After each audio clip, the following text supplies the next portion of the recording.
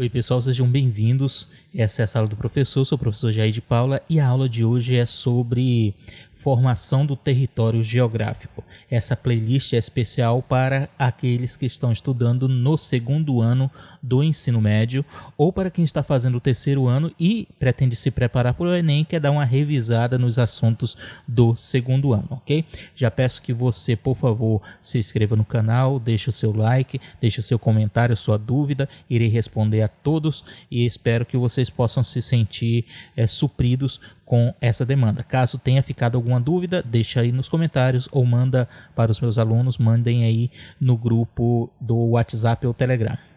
Formação do território brasileiro, geografia do segundo ano. Quando vamos falar de formação do território brasileiro, não tem como deixar de fora o período aí das grandes navegações. Não é a única matriz cultural que temos no Brasil, a matriz europeia, e vamos falar nisso no final desse vídeo, mas é importante para a nossa compreensão de como se forma o território brasileiro da forma que ele está constituído hoje, retornarmos ao período das grandes navegações. Nesse período nós temos duas grandes superpotências dividindo o mercado das navegações na região europeia, que é Portugal e Espanha. A Espanha financia as viagens de Colombo, que, sem saber, acaba chegando à costa do que hoje é considerado as Américas, né? Pensando que havia encontrado uma rota alternativa para chegar às Índias. Portugal, por sua vez, financia a expedição de Cabral, entre tantas outras. Em 1500, atraca na costa brasileira, o que é uma data importante. Mas outras navegações, até anteriores a Cabral, já haviam passado por aqui e existem diferentes relatos disso. No entanto, as duas superpotências da época que comandavam as rotas marítimas era Portugal e Espanha, e portanto a primeira divisão de terras que nós temos desse novo continente relacionado ao nosso país é exatamente entre Portugal e Espanha, um tratado de Tordesilhas assinado na cidade de Tordesilhas em 1494, que estipulava uma divisão a 370 léguas das terras descobertas ou por descobrir, desde o ponto de vista dos europeus, entre Portugal e Espanha. Então aqui nós temos a parte da Espanha, a parte de Portugal e a linha do Tratado de Tordesilhas. Agora, uma coisa importante que você tenha em mente, que não foi dividido esse espaço que nós temos hoje, não foi esse mapa com esse formato que foi dividido entre Portugal e Espanha. Não se sabia naquele momento exatamente qual a extensão do território que havia sido descoberto do ponto de vista europeu.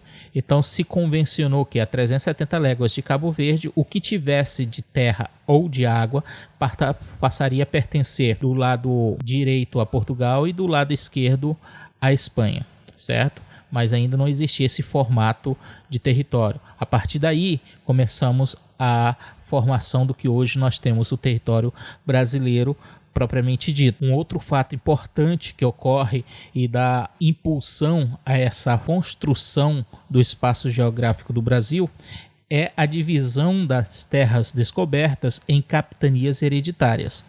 Capitanias hereditárias nada mais eram do que uma possessão de terra concedida pelo rei de Portugal a uma pessoa que passaria a administrar essa terra em nome do rei.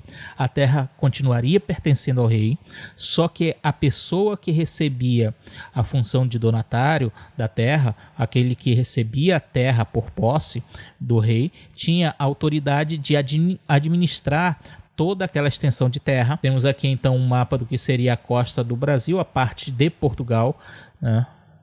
Linha do Tratado de Tordesilhas aqui, e a divisão em capitanias hereditárias aqui desse lado.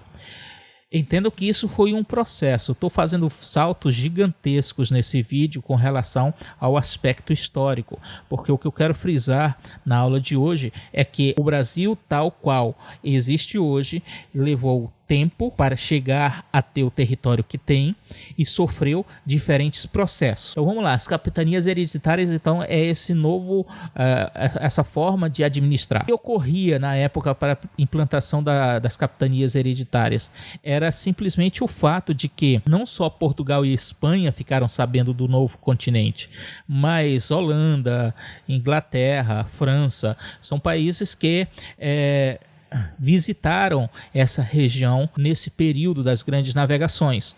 E o que ocorre ainda hoje quando nós temos uma terra improdutiva e desabitada? Não demora muito, alguém se apossa dela. Portugal, então, pensando em não perder o território novo conquistado, implantou o sistema das capitanias hereditárias.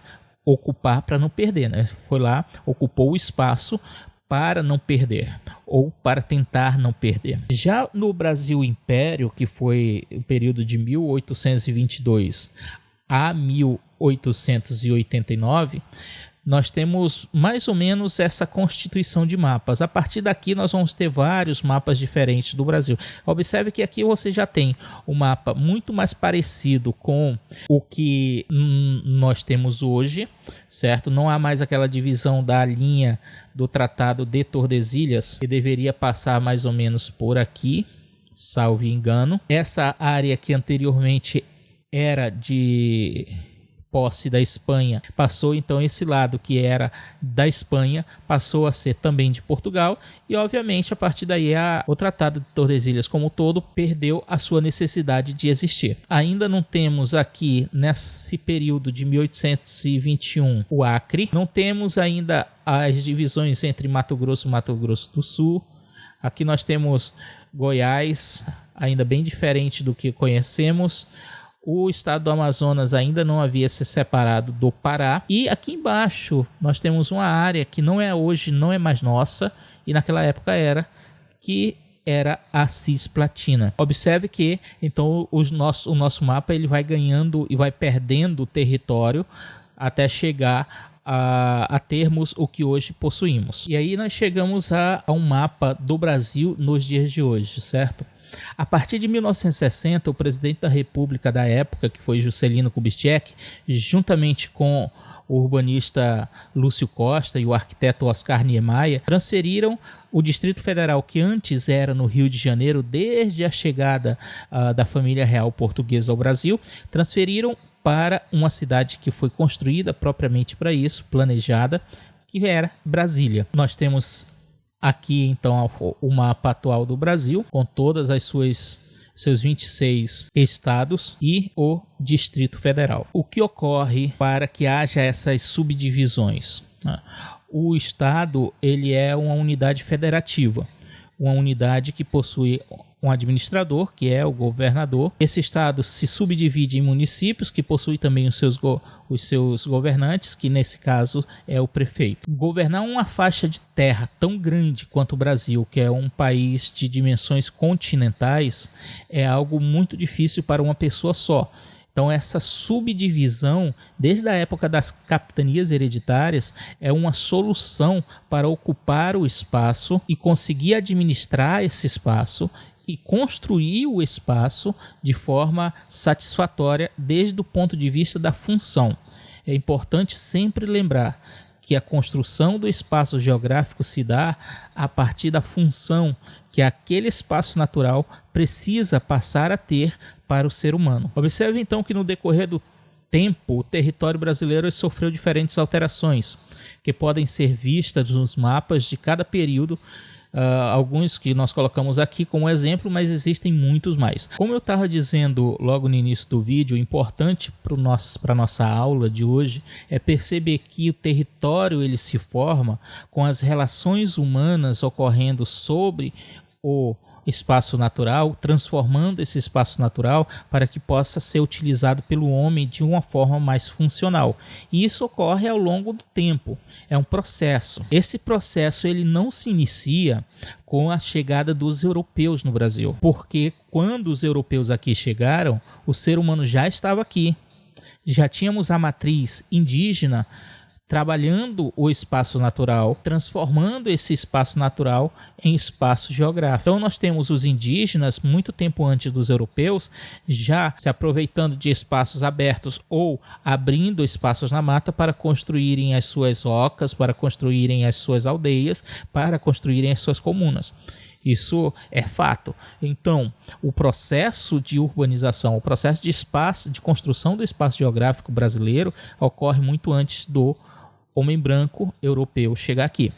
Quando o povo europeu chega aqui, essa transformação que já vinha acontecendo pela matriz indígena, pelos povos indígenas na região, ela se intensifica, porque a cultura europeia ela já era, para essa época, muito mais desvinculada do natural. Então, não é o europeu que começa a transformar o espaço, mas com a chegada do europeu, essa transformação se intensifica. Falando em matriz cultural, o Brasil é um país com uma grande miscigenação, mas a nossa matriz básica é a matriz indígena, europeia e africana. Os indígenas que aqui já estavam, os europeus que para cá vieram e os africanos que para cá foram trazidos pelos europeus depois com o período da escravidão. Então, nós temos na nossa matriz a cultural, ética, nós temos a matriz indígena, a matriz europeia, a matriz africana.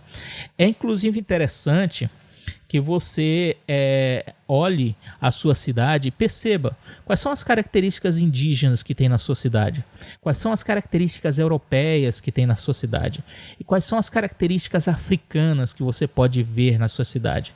Isso pode ser visto na música, na roupa, na construção das casas, na arquitetura, né? Na religião, na sociedade em si. São coisas simples. A comida, a forma de produzir a comida, a agricultura, a caça e a pesca, o comércio. Então, nesses itens, eles se assemelham mais a que matriz na tua região. E aí você vai ver que é uma mistura. Você pode estar numa cidadezinha pequena, como é a cidade de Coari, no estado do Amazonas, a 370 quilômetros da capital Manaus, ou pode estar na própria capital Manaus, que é uma capital grande, gigantesca já, né? E você vai encontrar essa mistura de algumas características europeias, algumas características indígenas e algumas características africanas. Vamos fazer esse exercício? E aí, quando você faz isso, começa a entender que não tem razão nenhuma para existir xenofobia. E aí chegou a hora da nossa atividade. Certinho, questão número 1 diz: segundo o que podemos observar no processo de formação do território brasileiro, qual o principal fator de transformação do espaço até que ele chegasse ao que temos hoje? E aí você tem duas opções, A ou B, você vai marcar o X na letra A ou na letra B, certo? Somente isso. Só uma está correta, a outra está errada. Questão número 2, você vai ler e vai marcar verdadeiro ou falso para cada questão. E a questão número 3, observe o espaço geográfico de sua cidade e descreva 3 características que você acha estarem ligadas a cada uma de nossas matrizes culturais. Você vai fazer uma característica europeia, uma característica indígena e uma característica africana que você conseguiu observar aí na sua cidade.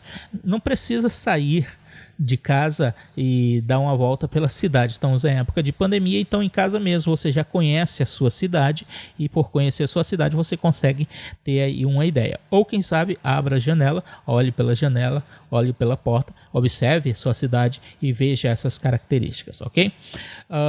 Não estou especificando a cidade, porque esse vídeo aqui pode estar sendo assistido por você que estuda o 2º ano do ensino médio aqui no Amazonas ou em outro lugar. Então você faz sobre a sua cidade, onde você vive, onde você mora, onde você conhece.